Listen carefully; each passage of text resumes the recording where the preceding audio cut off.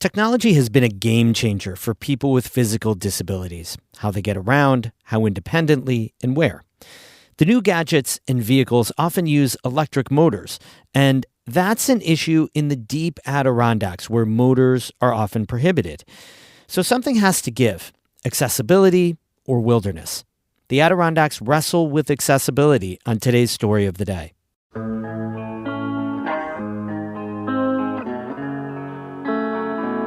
Support for Story of the Day comes from the Wild Center in Tupper Lake, dedicated to strengthening visitors' connections to the natural world. More at wildcenter.org.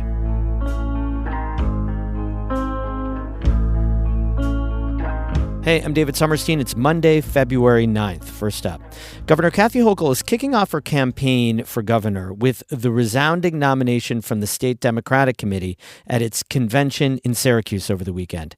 Jimmy Vielkind reports for the New York Public News Network. Kathy Hochul is the designee of the party. The incumbent governor is calling for unity after 85% of delegates backed her at the party convention on Friday. New York Democrats, are you ready to join me when we take this country back? She soundly defeated a challenge by Lieutenant Governor Antonio Delgado. He says Hochul isn't progressive enough and should raise taxes on the rich. Delgado says he will now try to petition his way onto the primary ballot. What I'm here to do is give the people their power and let them decide. Republicans say they'll nominate Nassau County Executive Bruce Blakeman as their candidate. In Syracuse, I'm Jimmy Vielkind for the New York Public News Network. Fulton County Sheriff Rich Giardino says he'll stay in his post after turning down an offer to run for lieutenant governor on the Republican ticket. The Republican sheriff says he was flattered to be asked by Nassau County Executive Bruce Blakeman to be his running mate, and he initially said he would join the ticket. But Giardino says he changed his mind after realizing that campaigning around the state would make it hard to do his day job. I'm not going to go halfway and run for lieutenant governor. I'm either going all in or not. And I can't go all in when I feel my first responsibility is sheriff. A campaign spokesperson for Blakeman didn't immediately return comment. The county executive also considered Rensselaer County Executive Steve McLaughlin and attorney Bobby Ann Cox as potential running mates. Republicans will hold their nominating convention on Tuesday and Wednesday in Garden City, Long Island. An Olympic athlete from the North Country finished just outside the top 10 in men's luge yesterday. More local luge athletes will be racing in Cortina this week. Emily Russell has the details. Johnny Gustafson earned 11th place in the men's singles luge race in Cortina on Sunday. His teammate Matt Greiner finished 20th. Gustafson grew up in Messina and is racing in his second Winter Olympics. He finished 19th at the last Winter Games 4 years ago. Meanwhile, women's luge begins today with the final races tomorrow. 3 American women who train in Lake Placid are competing in luge, including Emily Fischnaller, whose family lives in Saranac Lake. Then on Wednesday is doubles luge. It's the Olympic debut of women's doubles luge, which will feature Lake Placid native Sophia Kirkby. On the men's side, Sean Hollander from Lake Placid is racing in men's doubles luge. The final luge races of these Winter Games are on Thursday for the team relay. The start lists for the mixed team relay haven't been released yet, though Johnny Gustafson from Messina will likely be among the Americans racing on Thursday. Emily Russell, North Country Public Radio.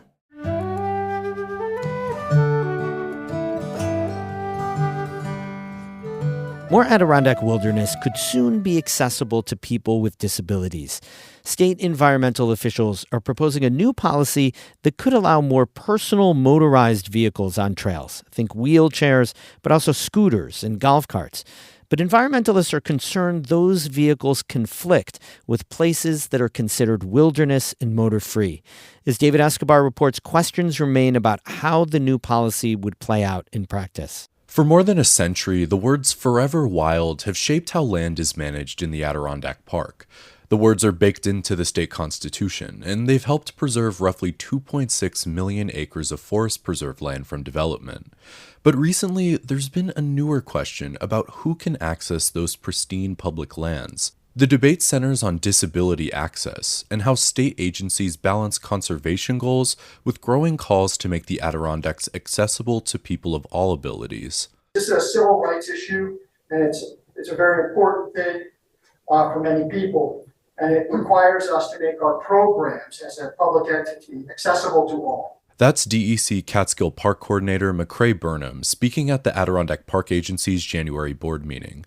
Burnham was referring to the DEC's proposed expansion of other power-driven mobility devices, or OPDMDs. It's a sort of catch-all term for mobility devices other than wheelchairs, including scooters, golf carts, and other motorized equipment. The DEC already operates a motorized access program that allows people with disabilities to use these devices on a limited number of state roads, a program Burnham says has been successful. This is still a very popular program across the state, and it's very popular in the hunting and fishing and camping communities. But expanded use of mobility devices has also raised environmental concerns.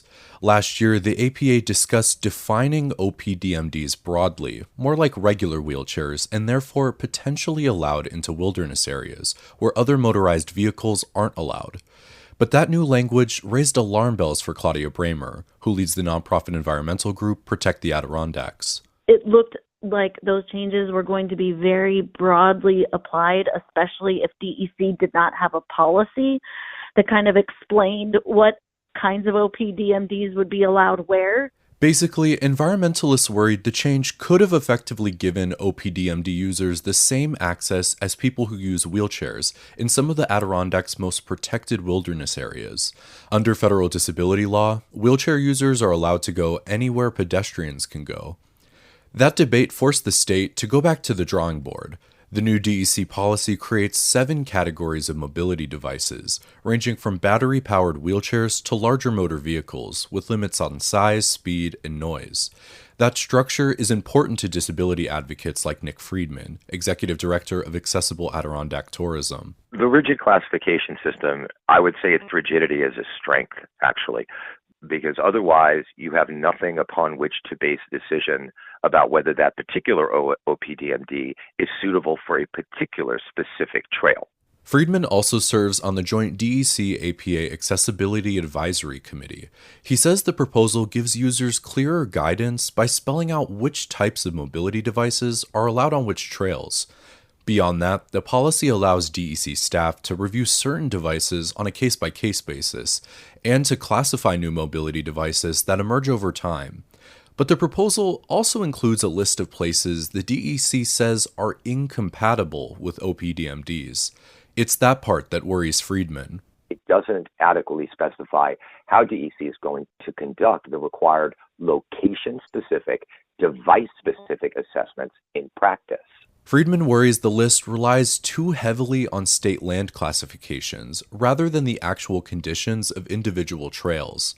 The DEC says it relied on federal disability law when creating the list. Friedman says he'd still like to have more clarity from the DEC on how it's making its decisions, but overall, he sees the proposal as a workable compromise. There is an opportunity for bringing together more members of the community, into our wildlands. It's important to reconcile the preservation of the Adirondacks with allowing all people to enjoy it. Protect the Adirondacks' Claudia Bramer says she'd still prefer to see OPDMDs barred from designated wilderness areas, which make up just under half of the park. Even so, she says the proposal is prompting broader conversations about accessibility. This policy will generate some more interest for people with mobility disabilities wanting to get out into the wilderness, and I think that's great. I think it's making people think harder about how we can make the forest preserve more accessible and connected to people of all abilities. As the OPDMD debate continues, Friedman says it's also important to keep the scale of the issue in mind. We're not talking about a lot of people, just 1,200 permit holders statewide. Friedman says the DEC's existing mobility device programs show that expanded access doesn't have to come at the expense of wilderness protection, and that at its core, any OPDMD policy should be about creating equity for people who want to enjoy the Adirondack wilderness. All that people with disabilities want to do is to enjoy it like those without disabilities can, to the extent that is possible. The DEC is accepting public comments on the OPDMD draft policy through March 9th. David Escobar, North Country Public Radio. We have more news all the time on our website, ncpr.org. Music today by Pencil Dive of Saratoga Springs and Dan Berggren of Ballston Spa, right near Saratoga Springs. I'm David Sommerstein, North Country Public Radio.